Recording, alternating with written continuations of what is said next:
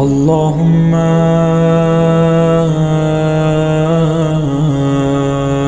كل ولي الحجة ابن الحسن صلواتك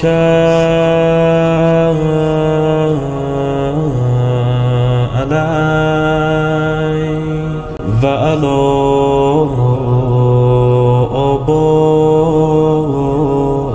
آبائه في هذه الساعة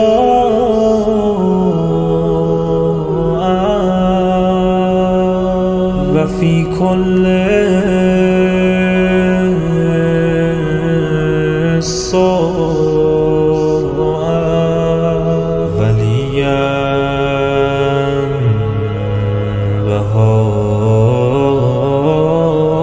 وحافظا وقائدا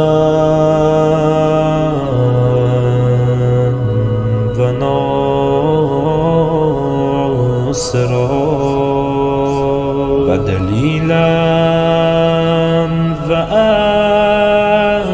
وعينا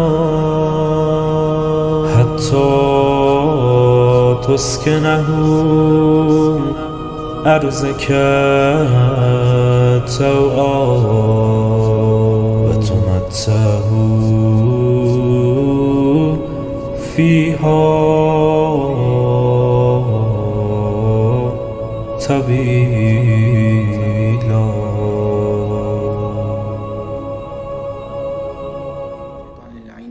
بسم الله الرحمن الرحيم. الحمد والثناء لله رب العالمين، ثم الصلاة والسلام على سيدنا وعظيمنا وحبيب قلوبنا وشفيع نفوسنا بالقاسم المصطفى محمد وعلى أهل بيته الطيبين الطاهرين. اللهم صل على محمد وآل محمد. Brothers and sisters, Assalamu alaikum wa rahmatullahi wa barakatuh. It is quite strange to request the salawat, but you only say it yourself. But that's the reality of the situation, and I'm honored to have this opportunity, even during these conditions, to deliver a lecture in these holy nights. Inshallah, all your supplications and requests are granted if it's for your benefit. So I'm here for tonight and tomorrow night, and I was thinking about what to talk about.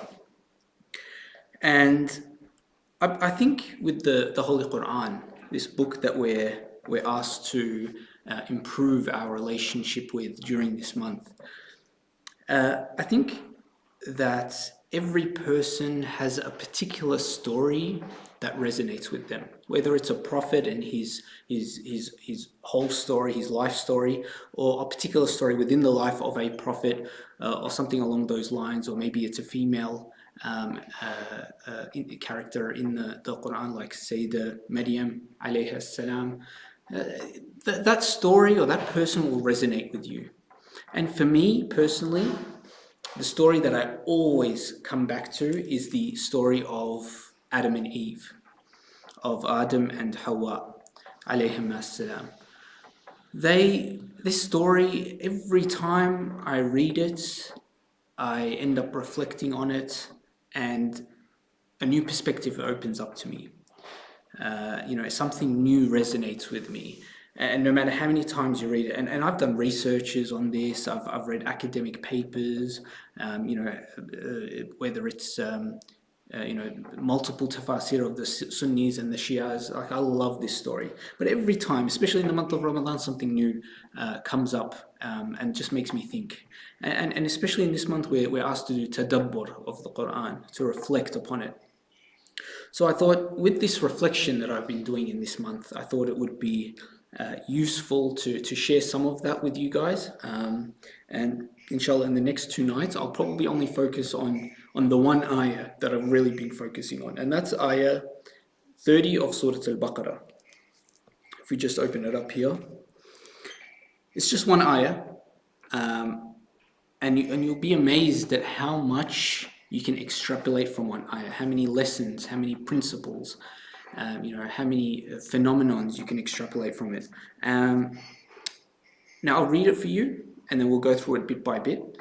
وإذ قال أعوذ بالله من الشيطان الرجيم بسم الله الرحمن الرحيم وإذ قال ربك للملائكة إني جاعل في الأرض خليفة قالوا أتجعل فيها من يفسد فيها ويسفك الدماء ونحن نسبح بحمدك ونقدس لك قال إني أعلم ما لا تعلمون. I'll translate it, but probably a lot of you guys are like, oh, I've heard this story so many times. But bear with me. There might be something that I say that you haven't thought about before, or maybe you have heard of everything that I've said, but as I'm talking about, something will click with you. And inshallah, this will be considered as worship for you in this holy month and part of the tadabbur of the Quran. So Allah subhanahu wa ta'ala starts, this is the first time He mentions this story in Surah Al-Baqarah, ayah 30. He says, وَإِذْ قَالَ رَبُّكَ لِلْمَلَائِكَةِ. So Allah subhanahu wa ta'ala is making an announcement. And when Allah subhanahu wa ta'ala makes an announcement, you sure well listen to that. And at this time that Allah subhanahu wa ta'ala is making this announcement, you and I were not there, obviously. And in the front row of this announcement is the angels, the assembly of angels. He says, Allah subhanahu wa ta'ala says, وَإِذْ قَالَ رَبُّكَ لِلْمَلَائِكَةِ. So He makes this announcement specifically to the angels. And He says, إِنِّي جَاعِلٌ فِي الْأَرْضِ خَلِيفَةً. I, Allah subhanahu wa ta'ala is saying, I am going to place on this earth a Khalifa. Now, the first thing that we need to talk about is what is the meaning of Khalifa. Without getting too detailed and too complex and all the various ideas and positions and conflicts within the scholars, to keep it simple, the Khalifa is one, from a linguistic perspective at least, is one that is a representative or a vicegerent of another person. And usually that other person is not present. Either he's passed away, or he's not there at the time, or it's in a different location, and so on and so forth. And usually when we think of the word Khalifa, we think of it from a political dimension. But here Allah subhanahu wa ta'ala is not talking about a political Khalifa. Let's call this the Quranic Khalifa. And here He says, Allah subhanahu wa ta'ala is making the announcement that I am placing on the earth a Khalifa. A Khalifa of who? According to the majority of Mufassirin, let's call it consensus, that this thing, person, species, whatever it is going to be a Khalifa of is Allah subhanahu wa ta'ala. So Allah is putting on the earth a Khalifa for Himself. Okay. Now, this is where the eyebrows, the metaphorical eyebrows of the angels are raised. Because Allah subhanahu wa ta'ala is placing on the earth a representative of Himself. Now imagine the angels here. Firstly, when we talk about this linguistic meaning of Khalifa, this representative should have particular characteristics. If it was a political Khalifa, let's limit it to just a political Khalifa, then that person, his ideologies, his political approach should be reflected in the one that he is being a Khalifa of, a representative of. For example, if there's a prime minister and he has a deputy prime minister, that person technically is his Khalifa as well. If he is absent, then the deputy takes his place. That deputy should have the same way of thinking and ideology and principles in politics as the prime minister. Or let's say my Khalifa when it comes to my business.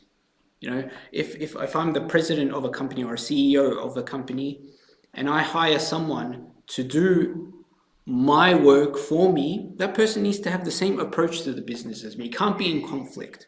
Or even when it comes to money, like wikala, right? So if I put somebody in charge of my money, then he should be doing it in a way that I will be happy with, that I will be pleased with, that as if I was doing it myself. Okay?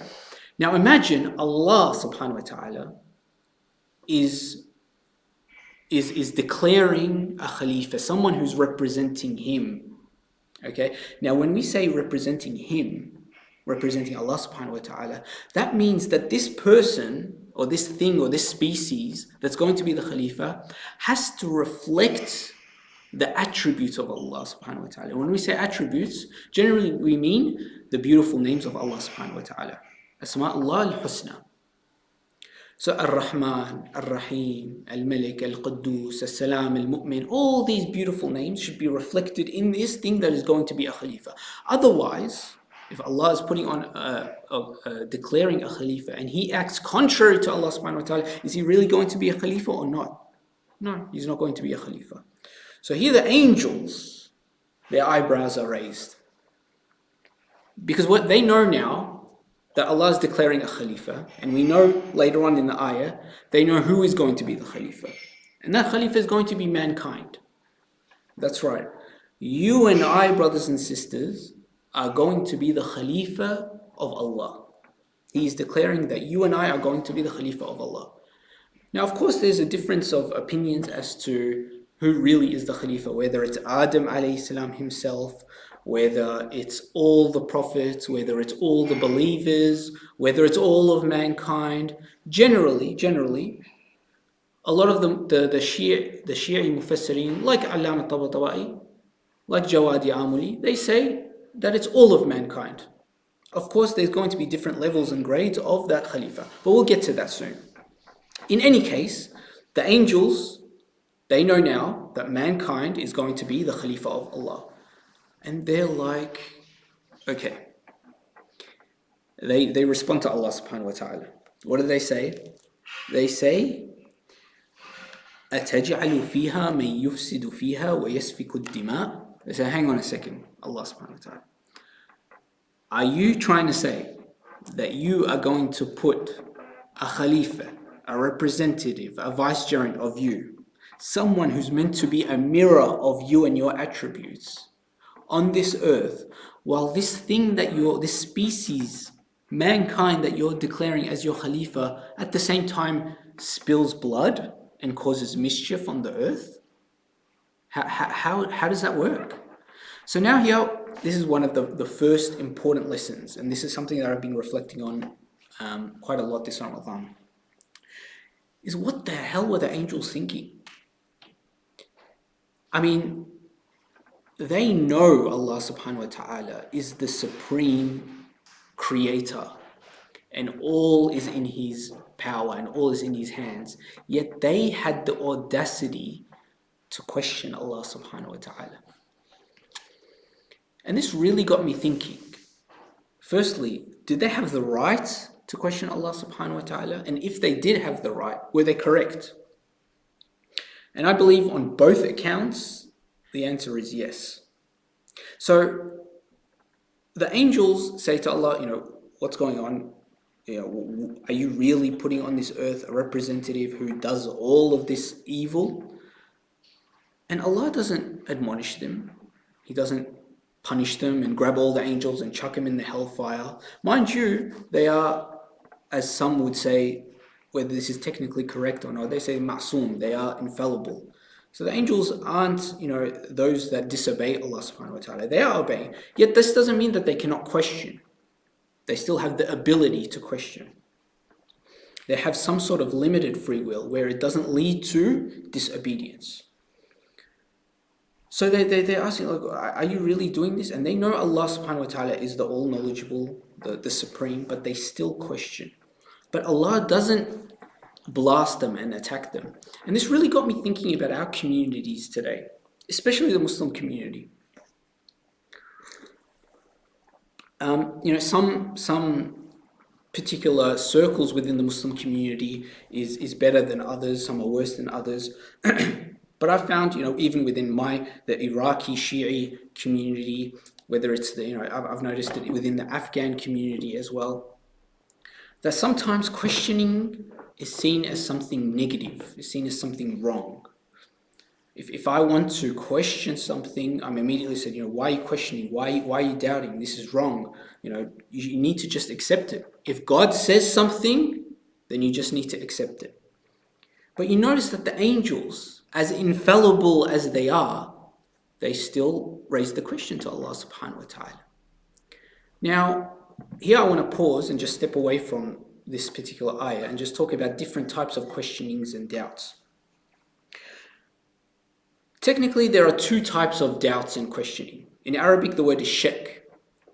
I'm going to translate that as questioning.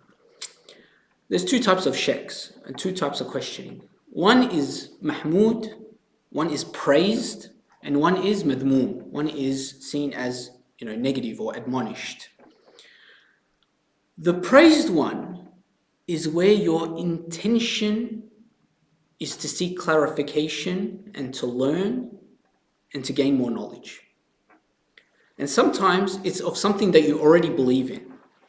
Sometimes I might believe in something. I believe in Imam Ali was the successor to the Prophet. But I might question certain things, like what actually happened at Ghadir, what happened at Saqifa, what happened in the incident of Thursday, the calamity of Thursday. Did this really happen? Is this in our books? Is this in their books? What's the authenticity of it? Now, my intention here, even though I'm doubting, even though I'm questioning, it's praised. Why? I'm not doing it because I'm trying to fit whatever ideology I'm seeking into my own beliefs and my own inclinations and desires. I am trying to gain more knowledge so that my faith is strengthened. Think of the story of Ibrahim alayhi salam, where he asked Allah subhanahu wa ta'ala, show me how you give life to the dead. Allah subhanahu wa ta'ala responds, he says, but don't you believe? Don't you believe that I can do this? He says, yes, I believe, but so that my heart can seek contentment, so that I may increase in certainty. Because of course, when it comes to belief and certainty, there's different levels. I might be at a certain level where I do believe, but if I see something, if I understand something more, then my belief will increase, my certainty will increase. So sometimes the correlation between certainty and belief is proportional. So here the angels as well are in the same situation. It's praised. They say, hang on, Allah subhanahu wa ta'ala, we don't understand this because we know that all the glorious and beautiful names are for you. Yet you're placing on this earth one that does the exact opposite of your beautiful names. So how does that work? We know that you are doing something that is within your knowledge and it is just and it is correct, but it doesn't make sense. So explain this to us, Ya Allah. And Allah subhanahu wa ta'ala responds with, Inni a'lamu ma la ta'lamun. I know what you do not know. And this is, sometimes the core of many things. We try to seek things to find that missing piece of information. Because when we find that missing piece of information, that knowledge, then everything will start to make sense. And that's why questioning is something that's praised, as long as your intention is correct. Like I said, sometimes people have particular beliefs and they question so that some things can fit into their beliefs. Sometimes, look, I'll just give you a simple example, shaitan. Shaitan also questioned this very same incident, shaitan questioned. How? He also did not accept this. The angels initially were like, hang on, we don't understand. Please teach us. Shaitan also raised an objection. He also raised a shak. But look at the way that he did it compared to the angels. The angels asked the question and asked for clarification. Whereas shaitan, he said, you know what? But I'm better than him. أنا خير منه. I'm better than him. خلقتني من نار وخلقته من طين.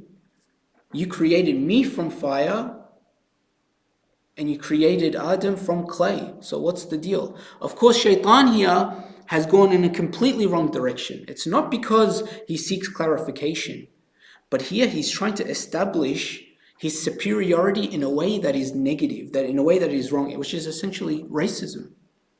And this is a problem that's happening all over the world, brothers and sisters. My superiority is because of my origins, is because I was created like this. If I was born Australian, therefore I'm better than New Zealanders.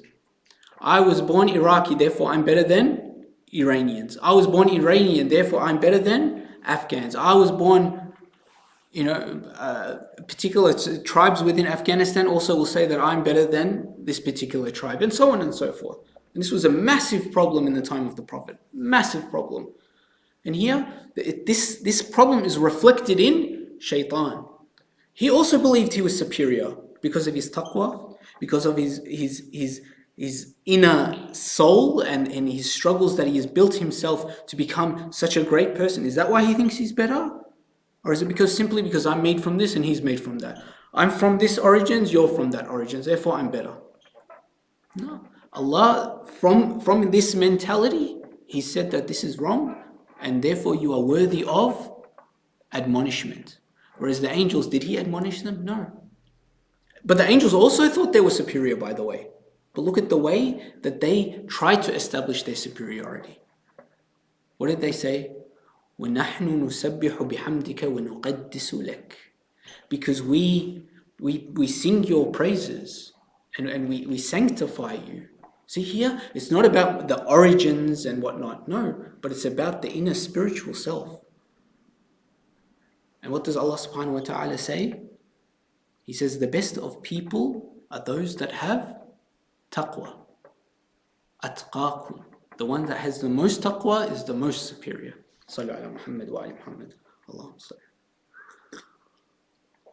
Usually when I say salawat, that's my pause to gather my thoughts and drink water, but no one is here to say salawat. Qari is here, so you guys. Then let's go back to the ayah. They said, أتجعل فيها من يفسد فيها ويسفك الدماء ونحن نسبح بحمدك ونقدس لك. So they said, they cause mischief, they spill blood. Were they correct? Well, Allah subhanahu wa ta'ala didn't say, no, you're wrong. And just have a look around. Have a look around in the world. Don't you see that all over the world, mischief is being performed, corruption is being performed, blood is being spilled, and sometimes in the name of Islam. All of these things are still happening. All of these things are still happening. And so they're not wrong, and Allah subhanahu wa ta'ala didn't say you're wrong. No, He said, in fact, He didn't say anything in relation to that objection because they were correct. And we see that in the reality. But Allah subhanahu wa ta'ala says, hang on, you're missing something important here. I know something that you do not know. And what is that? Is that this species, mankind, you and I, brothers and sisters, have something that no one else has. No other species has. And that's the ability, as I said. What is the meaning of Khalifa? The one that is able to take the place of another. Meaning, we have the opportunity to take the place of Allah subhanahu wa ta'ala in this earth in the sense of taking His attributes. We have the attributes of Allah subhanahu wa ta'ala within our essence. We can be Ar-Rahman, we can be Ar-Rahim. And especially in this month, brothers and sisters, we have this opportunity. We can go one way and cause mischief and spill blood. That's one extreme. Or we can be the entirely merciful and the especially merciful within our capacity and capabilities. Especially in this month, in these nights, giving charity and whatnot. These are things that we need to strive for. And we have to strive for this, for us to reach that level of Khalifa. Of course, within our community, inshallah, all of us are Khulafa of Allah. But there's going to be different grades and levels. The greatest Khalifa of Allah is Insan al-Kamil, the perfect man. And that is Rasulullah sallallahu alayhi wa sallam. He is the best Khalifa of Allah. And his Ahlul Bayt alayhim as-salam. They are the best Khulafa. But we also have that opportunity, brothers and sisters. The more we strive and the more we reflect the names of Allah subhanahu wa ta'ala, the more we will become in that rank, that high rank of Khalifa. Think of it like a mirror. The perfect mirror, the polished mirror is like Rasulullah, reflecting the names of Allah subhanahu wa ta'ala. But some of us, we might have a bit of rust or dirt or smudges on there. And this month we need to polish that mirror so that we will be better reflections. And believe me, that if we strive hard, the angels will look at us in shock.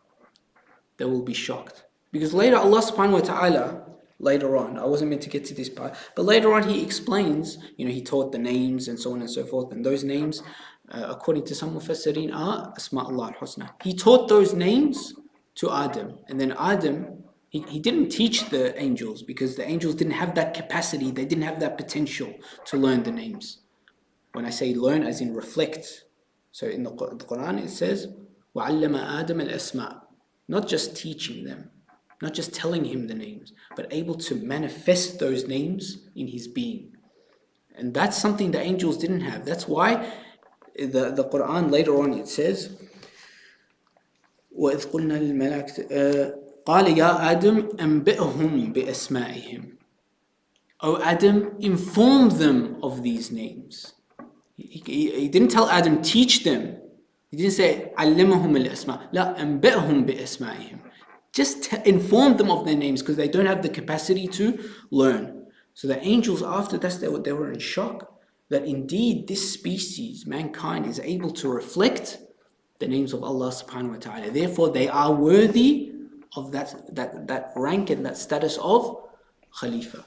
Especially the perfect beings, which is Rasulullah and his Ahlul Bayt, peace be upon them all, and his awliya, and the ones that strive for it. And you and I have that potential.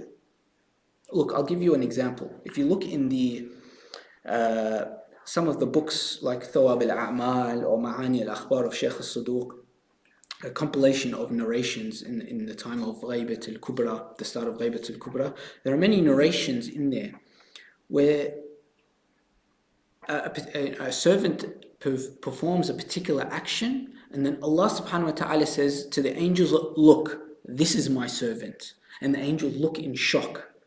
They are bamboozled by this. For example, there was a man who did qada of Salat al-Layl.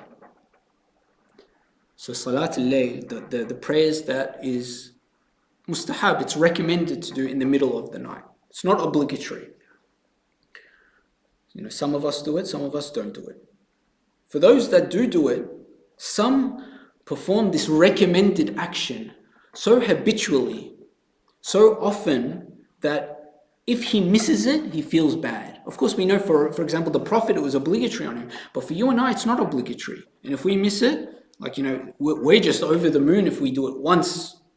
If we did it in the Shahr Ramadan, it's like, that's it. 1,000 months, I've got my reward here, alhamdulillah. Some people, no, that's not enough for them. For some people, they will do it every single day.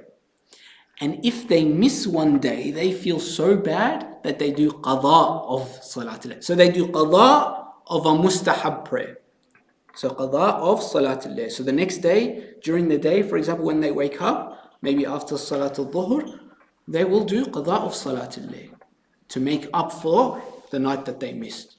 So Allah subhanahu wa ta'ala says to the angels, look, this is my servant. This is something I haven't even made obligatory on him. Yet he's doing the qada of a recommended act. And the angels look in bewilderment. And so, don't get me wrong, brothers. I'm not saying that you have to do this. But what I'm saying is you and I have the potential to make the angels go, wow. This is something special. This species has the potential to be better than us. So inshallah we can reach that. I'll wrap it up here. Inshallah we'll continue tomorrow. Sallu ala Muhammad wa ali Muhammad.